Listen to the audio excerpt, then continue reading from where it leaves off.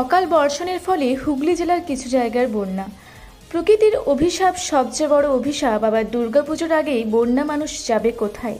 তবে মানুষকে বেঁচে থাকার জন্য লড়াই করতে হবে। আমরা সাধারণত জানি আষাঢ় শ্রাবণ মাস বর্ষাকাল, কিন্তু আশ্বিন মাসেও বর্ষা যেন পিছু ছাড়ছে না।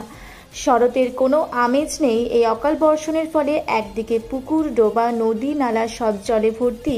তার উপর দামোদর নদীতে ডিভিসি ব্যারেজ থেকে কয়েক হাজার কিউসেক জল ছাড়ার ফলে বন্যা দেখা দিয়েছে।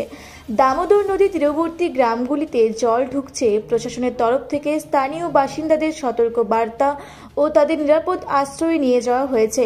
কয়েকটি গবাদি পশু, ছাগল বন্যা জলে ভেসে গেছে। কাঁচা বাড়িগুলো ভেঙে পড়েছে। ব্যাপক পরিমাণ চাষের ক্ষয়ক্ষতি ও কয়েক একর জমি জলের তলায়।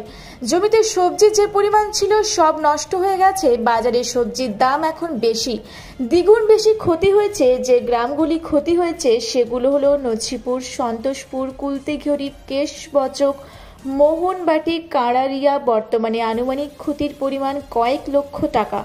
সরকার ও প্রশাসনের তরফ থেকে ত্রাণ শিবির খোলা হয়েছে। কবে জল কমবে সে আশায় দিন গুনছে এলাকার মানুষ। স্থানীয় পুরুষ ও মহিলারা সাংবাদিককে কি বললেন চলুন একবার শুনে নেব।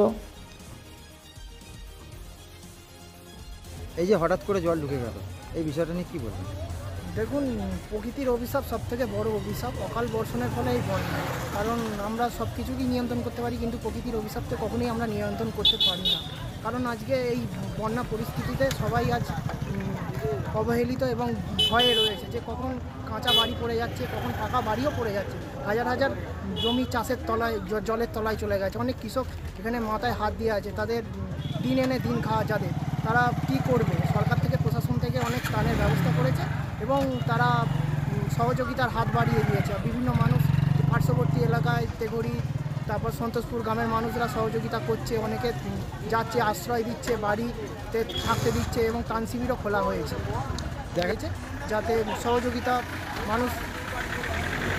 মানুষের মতো তো আর কোনো কিছু হতেই পারে না, মানবতার মতো তার কোনো কিছু হতেই পারে না। তাই সব থেকে সর্বধর্ম সমনই তেমনি। ধন্যবাদ। এই নছিপুর MNSC বিদ্যালয়ের আমি শিক্ষক দীপেন্দ্রদা। আমাদের এই বন্যা পরিস্থিতিতে স্কুলের সার্বিক ক্ষতি হবে, গঠনগত বা পরিকাঠামোগত ক্ষতি তো থাকছেই। এছাড়াও সবচেয়ে পিছিয়ে যাচ্ছে সিলেবাস কমপ্লিট। তারও উপরে থাকছে 11-এর প্রথম সেমেস্টারের পরীক্ষা শুরু হয়ে প্রথম দিন থেকেই দুর্যোগ শুরু হয়েছে। তারপরে পরীক্ষাটা শেষ করা নিয়ে আমাদের চিন্তা থাকবে। আশা করি ঊর্ধ্বতন কর্তৃপক্ষ এবং বাকি যারা দপ্তর আছে এই বিষয়ে সঠিক সিদ্ধান্ত নেবেন এবং শিক্ষা দপ্তর থেকেও আশা করি উপযুক্ত নির্দেশিকা আসবে তার উপর। কিন্তু এই যে পরিকাঠামো বা আমাদের কনস্ট্রাকশনের যে ক্ষতি হলো, ক্ষতির জন্য সরকারকে বলবো আরও সহানুভূতির সাথে যেন আমাদের যত দ্রুত সম্ভব এই বন্যার জল নেমে যাওয়ার পর পুনরায় যাতে আমরা পঠন পাঠন দ্রুত শুরু করতে পারি সে বিষয়ে। আপাতত আপনি বলছেন এক তলার মতন জল হয়ে গেছে, তাই তো? এক তলা জল হবেই, উঠে যাবে যা গতি দেখতে পাচ্ছি, এবং যে দ্রুত হারে জল বাড়ছে আরও ভয়ঙ্কর হওয়ার সম্ভাবনা থেকেই যাচ্ছে, অনেক বেশি। জলটা কি কালকে রাত্রে হঠাৎ করে? না, কাল রাত্রিতে ভোরবেলার দিক থেকে এখানে এসছে। ওনারা স্থানীয়রা তাই বলছেন, স্থানীয়দের কাছ থেকে যেটা সকালে কম ছিল, মূল বৃদ্ধিটা সকালের পর থেকেই হয়েছে। MNSC হাই স্কুলের সহকারী শিক্ষক।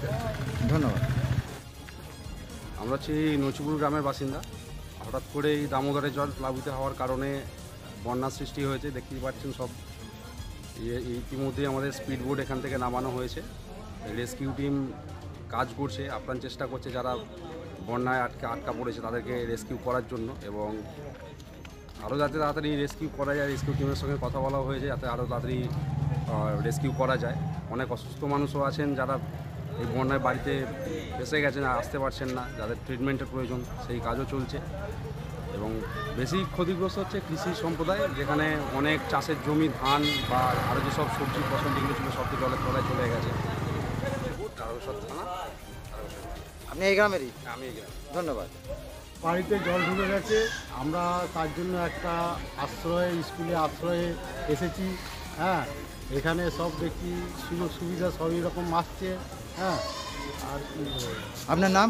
আমার নাম কালীপদ ভাই। বাড়িতে বন্যা ঢুকে গেছে, বাড়িতে অনেক জল, ছাগল গরু নিয়ে সব এখানে চলে এসেছি। আমরা সব বাচ্চা কাচ্চা নিয়ে সবাই নিয়ে চলে এসেছি এখানে। এখন কি চাইছেন? এখন কি চাইছি? সুযোগ সুবিধা একটু খাওয়া দাওয়া ঠিক আছে এসবই চাইছি। আমাদের সব এক কোমরে এখন বেশি হয়ে গেছে জল। এখন সকালে হ্যাঁ 1 মানুষ জল। হ্যাঁ আমরা তো সকালের দিকে এসেছি তখনই 1 কোমর করে জল, এখন এতখানি বেলা হয়ে গেল। তো বাড়িতে জল ঢুকে যাওয়ার কারণে আপনারা এখানে রয়েছেন। তো এখন আপনারা কি চাইছেন? কি চাইবো এখন, আমরা এখানে চলে এসেছি ঘর দুয়ার ছেড়ে।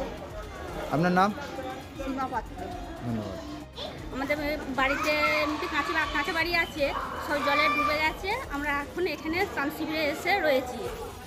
তো জলটা কখন ঢুকেছিল?